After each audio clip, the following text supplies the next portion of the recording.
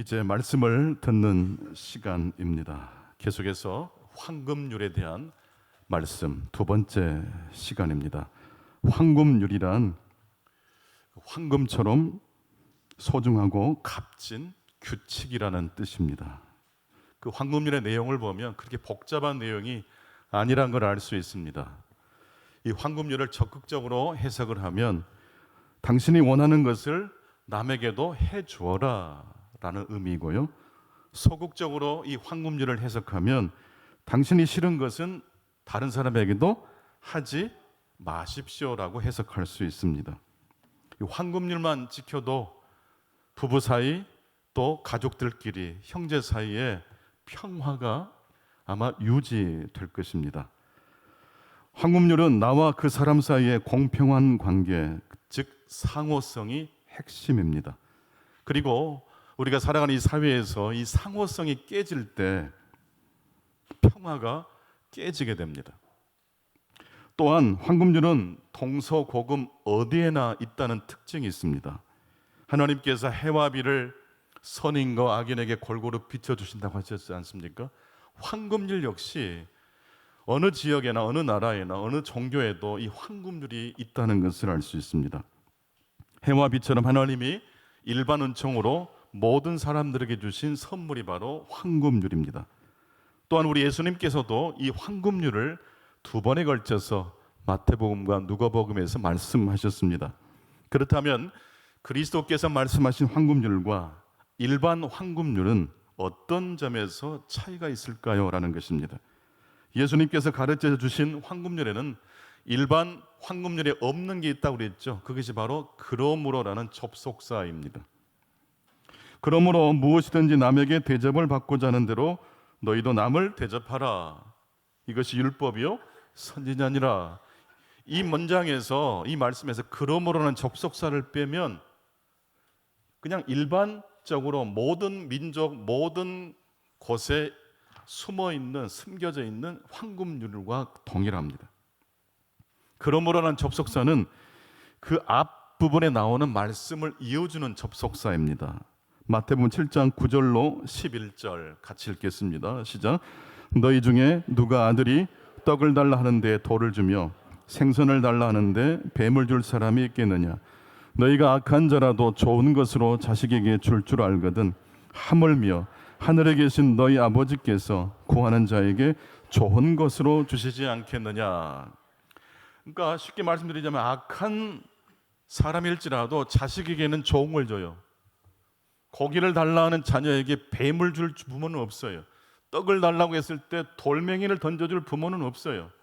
악한 사람도 그러할진데 하물며 하늘에 계신 하늘의 아버지께서 우리에게 좋은 것으로 주시지 않겠느냐라고 말씀을 하신 다음에 그러므로 너에게 남에게 대접을 받고자 하는 대로 남을 먼저 대접하라 라고 말씀을 하셨습니다. 악한 자도 좋은 것으로 자녀에게 준다. 그러므로 하나님은 더 좋은 것을 주신다. 그러므로 그 은혜를 힘입어서 황금률, 황금 규칙을 지키라고 말씀해 주셨던 것입니다. 그러니까 단순히 황금률이를 예수님께서 말씀하실 때 다른 사람에게 대접을 받고 싶으면 먼저 대접하라 그런 규칙으로 말씀하신 게 아니라 그게 좋은 규칙임에 틀림이 없지만 그 규칙을 지키려면 먼저 은혜를 받아야 된다는 뜻이에요. 하나님의 무한하신 사랑을 받는 자가 그 힘을 힘입어 황금률을 지키는 거예요.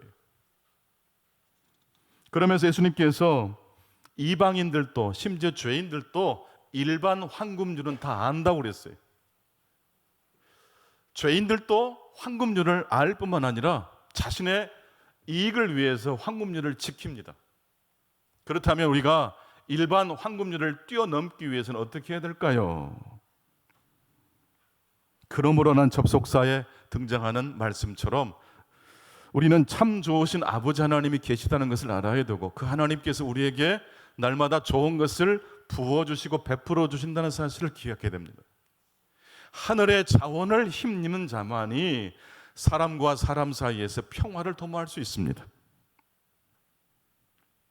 한번 물어보겠습니다. 누가복음 19장에 나오는 삭개오는 일반 은총의 황금률을 알았을까요?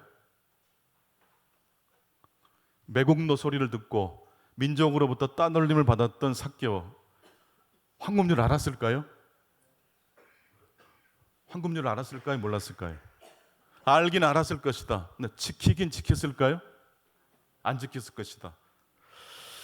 자, 마태복음 7장 12절에서 그러므로라는 접속사를 빼면 일반 황금률이라고 말씀드렸습니다. 한번 읽어보시겠습니다. 무엇이든지 남에게 대접을 받고자 하는 대로 너희도 남을 대접하라. 그러므로를 빼니까 이 황금률이 그 출발이 뭐가 있습니까? 나의 욕망이 일반 황금률의 출발입니다. 나의 욕심, 나의 소망이 황금률의 출발점입니다. 내가 원한다면 그 원하는 것을 성취하기 위해서는 먼저 다른 사람에게 그 원한 것을 베풀어 줘라. 그러면 나에게 그 욕망을 채우기 위한 은총이 들어오게 될 것이다 라는 것입니다. 뭘 욕망하든지 상관없어요.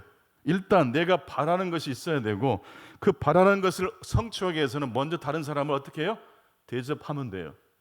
삭개오는 자신의 욕망을 성취한 사람입니까? 그냥 세리가 아니고 세리장이었대요. 세무소장이었어요. 돈 많이 갈취했어요. 명예도 거머쥐었고 돈도 거머쥔 사람이에요. 물론 민족으로부터 따돌림을 받았지만 그것만 빼면 정말 성공한 사람 중에 성공한 사람이 삭개오입니다. 그러면 삭개오가 어떻게 성공했을까요? 황금률을 지켰을까요? 지키지 않았을까요? 라는 것입니다. 로마 제국의 지배를 받았을 당시 이스라엘 백성들이 로마 제국의 공무원이 되려면 적어도 아부해야 될까요? 공무원들의 마음에 쏙 들도록 행동해야 될까요? 빠르고 아주 미리미리 행동을 해서 로마 제국의 공무원들의 마음을 사로잡아야 되겠죠. 여러분, 죄도 아무나 짓는 거 아니에요. 죄도 영리해야 돼요. 사기꾼 아무나 하는 게 아니에요. 되게 영리해야 돼요. 지혜로워야 돼요. 세상에서 삭개오는 성공한 사람이에요. 즉 그는 일반 황금률을 알았을 뿐만 아니라 그 황금률을 잘 지켰던 사람이에요. 그래서 세리에서 세리장으로 떵떵거리고 살았던 사람입니다. 그런 삭개오에게 필요했던 것은 일반 은총의 황금률이 아니라 그리스도께서 말씀하신 황금률이 필요했어요. 삭개오야, 다른 사람에게 대접받고 싶지? 먼저 네가 다른 사람 대접하면 돼. 이게 아니라 그러므로 하늘에 계신 아버지께서 악한 자도 좋은 것을 자식에게 줄 줄 알거든 그 하나님께서 너에게 좋은 것을 주시지 않겠느냐? 하나님이 너를 사랑하신다라는 뜻이에요. 그 하나님의 사랑을 받겠냐라는 것이에요. 그 사랑을 힘입으면 자동적으로 내게 주어진 움켜진 손을 펼칠 수밖에 없어요. 삭개오에게 빠졌던 것, 없었던 것은 하나님이 주시는 은총, 은혜가 빠졌어요. 여러분은 어떤 욕망을 가지고 지금 살아가고 계십니까? 여러분, 욕심은 나쁜 게 아니에요. 욕망은 나쁜 게 아니에요. 욕망이 없다면 인생도 없어요. 근데 여러분, 우리의 욕망의 방향이 어디입니까? 그 욕망을 추동하는 엔진이 무엇입니까? 그저 세상에서 성공하고 싶다는 그 한 가지 욕망밖에 없다면 일반 황금률만으로도 충분합니다. 굳이 교회 오실 필요 없어요. 그러나 일반 황금률이 아니라 죄인들도 지키는 황금률이 아니라 그리스도께서 말씀하신 황금률을 사모하신다면 예배하십시오. 하나님 앞에 무릎을 꿇으실 수 있기 바랍니다. 그리고 하나님 말씀을 경청하실 수 있기를 바랍니다. 하나님이 주시고자 하시는 그 은혜를 사모하실 수 있기를 축원합니다. 첫 번째 말씀입니다. 그리스도의 황금률은 일반 은총의 황금률과 출발점이 다르다라는 말씀입니다. 하물며 하늘에 계신 너희 아버지께서 구하는 자에게 좋은 것으로 주시지 않겠느냐? 그동안 우리들이 무엇을 잃어버리고 살았습니까? 돈을 잃어버렸습니까? 명예를 잃어버렸습니까? 그게 아니에요. 하나님의 사랑, 하나님의 은총을 우리가 잃어버렸어요. 여러분 교회 올 때마다 하나님의 은혜를 막 구하고 막 기도하고 부르짖으십니까? 거의 대부분 그러지 않을 거예요. 그냥 하나님 우리 자식 잘 되게 해주세요. 하나님 이 문제 해결해 주세요 라고만 기도할 거예요. 욕망만 있지 하나님의 선물, 은총이 없어요. 오늘부터 하나님의 선물, 하나님의 은혜를 그 누구보다도 사모하시는 저와 여러분 되시기를 축원합니다. 일반 황금률에서 말하는 황금은 인간의 욕망이라면 그리스도의 황금률은 하나님 아버지께서 좋아하시는 것이 그리스도께서 말씀하신 황금률의 핵심입니다. 마태복음 7장 11절 한번 보시면 우리 주님께서 뭐라고 말씀하셨습니까?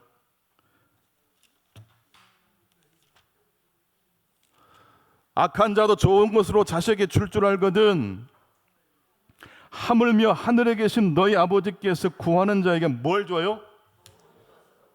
여러분 이 좋은 것에 동그라미를 치세요. 이 좋은 것에 그리스도의 황금률의 핵심이고 알짜미예요. 내 욕망을 구하는 것은 일반 황금률, 하나님이 좋아하시는 것을 구하는 것은 그리스도께서 말씀하신 황금률. 그리스도께서 구하신, 말씀하신 좋은 것, 아버지께서 우리에게 베풀어 주시고자 하신 좋은 것은 어떤 것일까요? 창세기 1장 31절을 보게 되면 하나님이 지으신 그 모든 것을 보시고 보시기에 심히 좋았다라고 말씀하셨어요.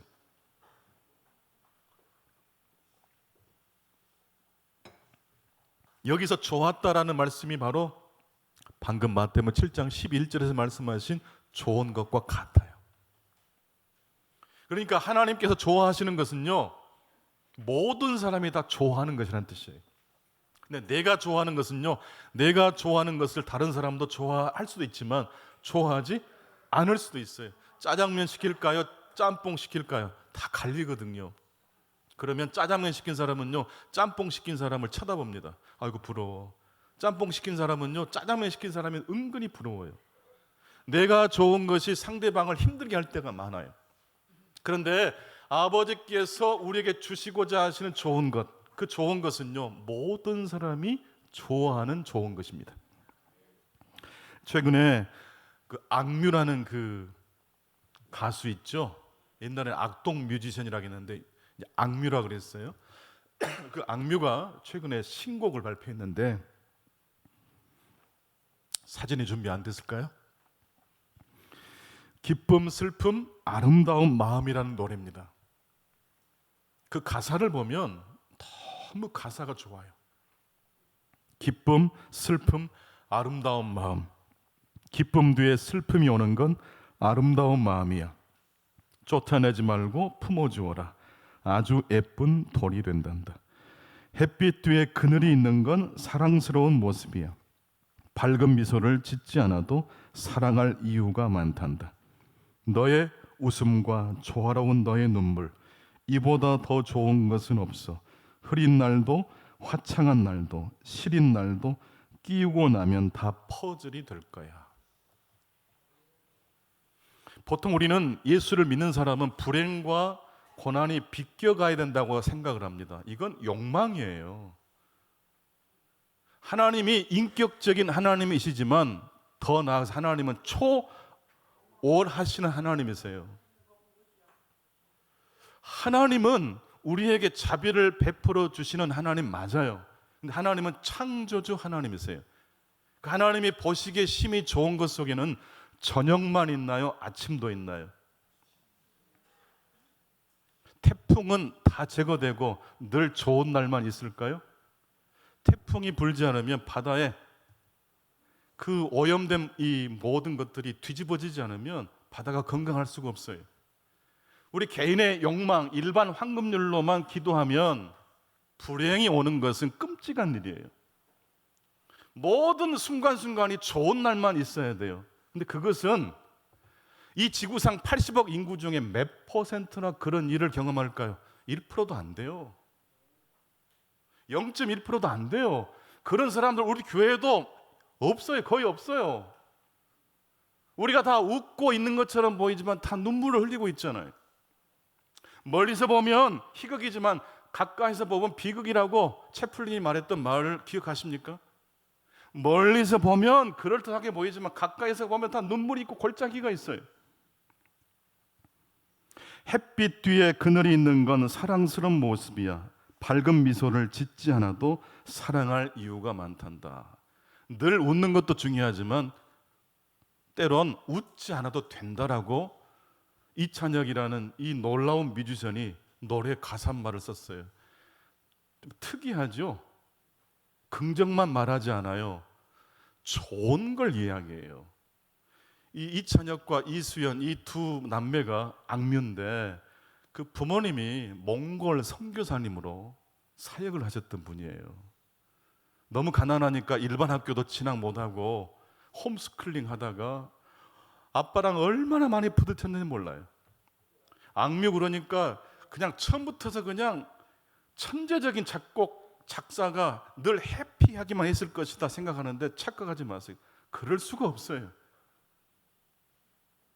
너무 많은 시련과 고난이 있었고 어쩌다 보니까 어떤 그 노래자랑대회에 나가게 돼가지고 이렇게 운명이 바뀐 거예요. 그러면 악뮤처럼 모든 사람이 다 그렇게 운명이 바뀌면 좋겠지만 그럴 수가 있나요? 그럴 수가 없어요. 그렇게 승승장구했던 이 악뮤가 이찬혁이라는 그 이제 리더가 군대에 갔을 사이에 동생 이수연이가 우울증에 빠져요. 오빠 없이도 자신은 충분히 가수로서 성공할 수 있을 줄 알았는데 안 되더래요. 근데 그게 너무 부끄러웠고 자책하게 됐어요. 그러면서 폭식하게 되었고 삶의 그 리듬이 깨져버렸어요. 엄청 뚱뚱해졌고 삶이 망가졌어요. 그리고 커튼을 쳐놓고 집을 나오질 않아요. 그 모습을 보고 있던 오빠가 지금 이때 내가 이 동생을 손을 잡아주지 않으면 안 될 거라는 느낌이 온 거예요. 그래서 같이 헬스클럽 다니고 산티아고 순례길도 다니고 식단도 조절하고 그래서 다이어트에 성공했어요. 그리고 그 여정을 함께 치러내면서 노래를 만들었어요. 그 노랫말이 기쁨, 슬픔, 아름다움이라는 노래에 담아진 거예요. 기쁨 뒤에 슬픔이 오는 건 아름다운 마음이야. 쫓아내지 말고 품어주어라. 아주 예쁜 돌이 된단다. 햇빛 뒤에 그늘이 있는 건 사랑스러운 모습이야. 밝은 미소를 짓지 않아도 사랑할 이유가 많단다. 너의 웃음과 조라운 너의 눈물, 이보다 더 좋은 것은 없어. 흐린 날도 화창한 날도 시린 날도 끼우고 나면 다 퍼즐이 될 거야. 시린 날도 흐린 날도 화창한 날도 흐린 날도 다 끼우고 나면 퍼즐이 된대요. 그 퍼즐이 되면 창세기 1장 31절 말씀처럼 보시기에 심히 좋았다라는 말씀이 되는 거예요. 최근에 그 신학대학 교수님을 역임하셨던 교수님이 일찍 돌아가셨어요. 또 오늘 아침 보니까 또 그 여 교수님도 돌아가셨더라고요. 다 투병하시다가 다 암으로 투병하시다가. 여러분 신학대학 교수님은 암 안 걸려야 되죠? 그거 아니라니까요. 슬픔과 눈물, 햇빛과 그늘이 다 있는 거예요. 그걸 끼우고 맞추면 퍼즐이 된다는 것입니다. 그런데 이 악뮤의 노래에 댓글이 달린 걸 제가 읽어봤는데 댓글이 너무 또 재밌어요. 이런 댓글이에요. 동생을 살려내더니 기꺼이 나와 우리를 살려내는구나. 정말 사람 여럿 살리게 될 곡입니다. 지금 이 악뮤의 노래에 그 영상에 달린 댓글을 제가 막 찾아보는 재미에 푹 빠져 있거든요. 10대도 20대도 30대도 80대도 댓글을 달아요. 자신의 슬픔을 이야기해요. 해결되어야 하는 문제를 그대로 이야기하면서 기쁨 뒤에 슬픔이 오는 것을 치욕스럽게 생각했는데 기쁨 뒤에 슬픔이 오는 것은 아름다운 마음이라고 가사를 읽으면서 눈물을 쏟는 거예요. 근데 이게 이미 성경에 있습니까? 없습니까? 있어요. 모든 사람이 좋아하는 것을 구하는 것이 그리스도의 황금률의 시작입니다. 그리스도의 황금률에서 그러므로를 빼면 인간의 욕망이 출발되는 황금률이에요. 여러분 착각하지 마세요. 일반 사람들이 구하는 황금률과 그리스도께서 우리에게 말씀한 황금률은 분명히 달라요. 두 번째로 이 그리스도의 황금률을 읽어보면 너희라는 단어가 나옵니다. 바로 이 너희가 바로 성도, 제자들을 가리킵니다. 그러므로 그리스도의 황금률은 누구에게 주신 황금률이에요? 성도에게 주신 황금률입니다. 내가 좋아하는 것을 남에게 해주고 내가 싫어하는 것을 남에게 해주지 말라. 일반 황금률이죠. 내 욕심을 뒤집으면 내가 원하는 걸 이룰 수 있다는 뜻입니다. 그러나 그리스도께서 말씀하신 황금률은 내가 먼저 좋은 것을 경험하고 그리고 그 경험한 것을 그대로 이웃에게 전달해 주는 것이 그리스도께서 말씀하시는 황금률이에요. 내가 좋아하는 것을 이루기 위해서 내 욕심을 뒤집어서 상대방에게 친절하게 하라는 뜻이 아니에요. 그것은 예수 안 믿어도 탈 수 있는 거예요. 예수 믿는 성도들이, 제자들이 그리스도의 황금률을 왜 지켜야 됩니까? 하나님의 좋은 것을 먼저 받았으니 그 받은 좋은 것을 다른 사람에게 흘려 보내줘야 될 사명이 우리에게 있기 때문입니다. 그렇다면 여러분들은 하나님께 받고 싶은 가장 좋은 것, 어떤 것을 구하고 찾고 두드리십니까? 어떤 것을 받고 싶으십니까? 하나님이 오늘 이 시간 여러분에게 소원을 주신다면, 좋은 것을 주신다고 말씀하시면 무엇을 구하시겠어요? 아파트 한 채, 그 정도는 해야 되지 않습니까? 그건 일반 황금률. 그리스도께서 말씀하신 황금률, 좋은 것을 주시지 않겠느냐? 그 좋은 것을 욕망하는 성도에게 하나님이 좋은 걸 주신다고 했는데 그 좋은 것은 어떤 좋은 것입니까? 무엇이 우리에게 주어질 때 우리는 세상이 알지 못하는 기쁨의 감격에 들어갈까요? 만약 저에게 하나님께서 하나님께 좋은 것을 구하라고 한다면 저는 이것을 구할 거예요. 바로 그것이 바로 죄 용서와 사랑입니다. 이 죄 용서와 사랑을 제외하고 아파트가 두 채가 생기면 뭐 합니까? 내가 성공하고 명예로운 사람의 자리에 올라가면 뭐 합니까? 죄가 용서받지 못했는데요. 하나님의 말할 수 없는 사랑을 받지 않은 채 명예와 물질이 무슨 의미가 있겠습니까?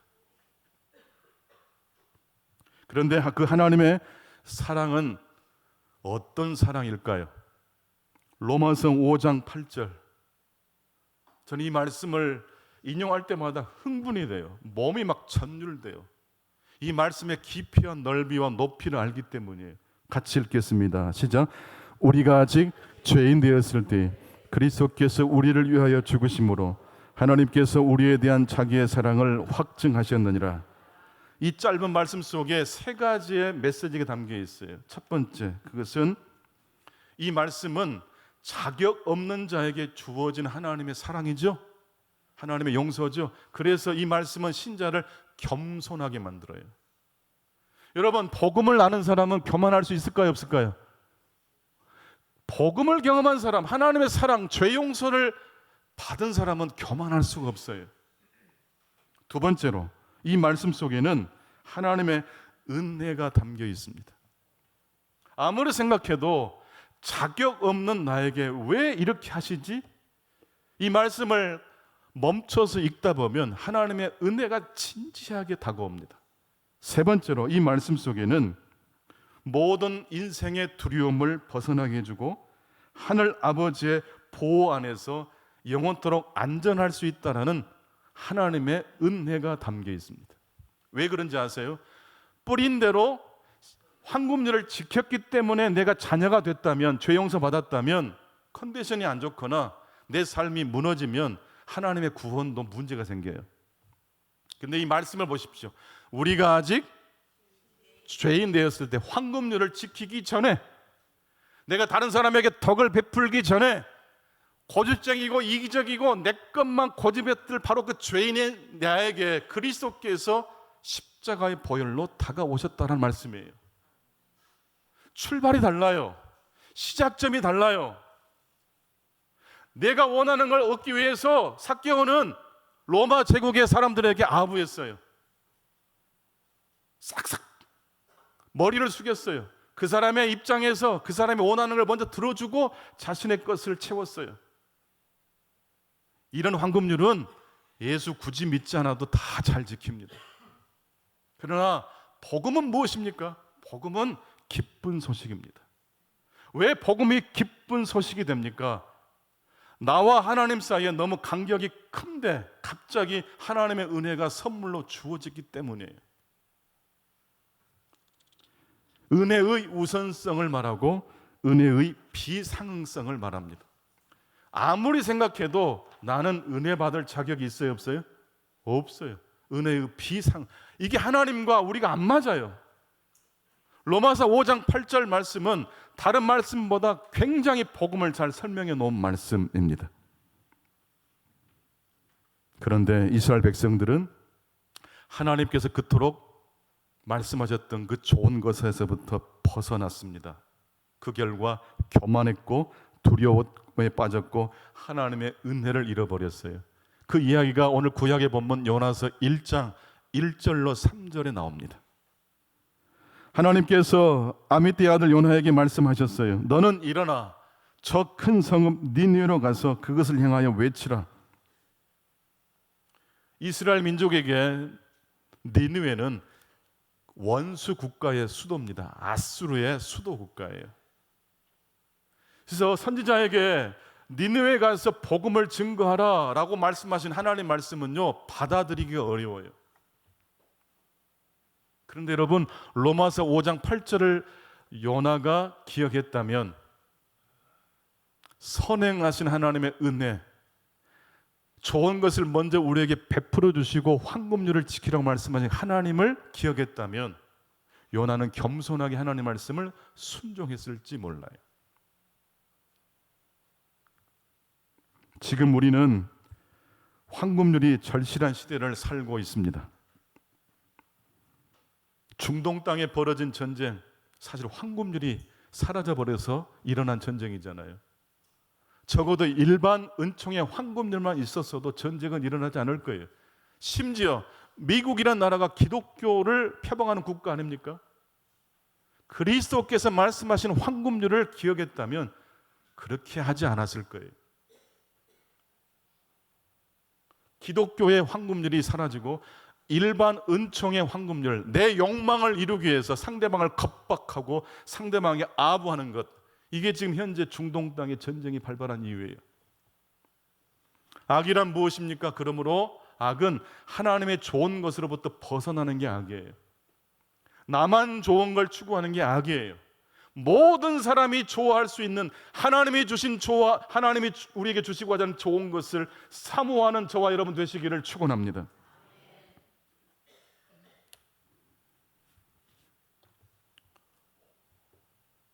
오디세우스가 이타카라는 집에서 떠나서 전쟁을 잘 치르고 다시 집으로 돌아오는 이야기가 오디세우스에 있잖아요. 오디세이아에 있잖아요. 근데 서구 사상의 핵심 뿌리에는 이 오디세우스의 그 집으로 돌아가는 이야기가 있어요. 그런데 여러분, 아브라함은 오디세우스와 정반대 이야기를 우리에게 들려줍니다. 아브라함은 본토 친척 아비 집을 떠나서 고생하다가 어디로 갔어요? 집으로 갔나요? 본향으로 갔나요? 이게 기독교의 가치예요. 집을 떠났다가 모험하고 집으로 돌아가면요, 좋은 것처럼 보이지만 그것 때문에 나와 다른 사람을 배제하게 되는 거예요. 내 고향, 내 조국을 집착하기 시작하면 다른 민족을 차별하게 되고 배제하게 되는 거예요. 내 교회만 사랑하게 되면 그런 교회의 신자는 이웃 형제 교회와 하모니를 이룰 수 없어요. 성경의 사상은 나만 좋은 걸 추구하는 게 아니라 모든 사람이 좋아할 수 있는 것을 추구하는 것인 줄로 믿습니다. 아브라함은 집을 떠나서 다시 집으로 돌아가지 않았어요. 나그네로 살았어요. 그래서 자신과 같은 나그네를 환대할 줄 알았어요. 여러분, 지금 팔레스틴 땅, 이스라엘 땅이 가나안 땅인 것처럼 보이지만 그것은 물리적으로 성경에서 말했던 그런 의미만 있지, 성경에서 말씀하시는 약속의 땅 가나안 땅은 무슨 의미일까요?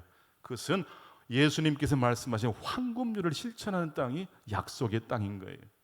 그러므로 하나님의 사랑을 받았으니, 그러므로 그 사랑을 힘입어서 말도 안 되는 사랑을 우리가 받았으니 죄 용서받은 우리들이 기꺼이 먼저 다른 사람을 하나님의 좋은 것으로 베풀어 주실 수 있기를 간절히 축원합니다.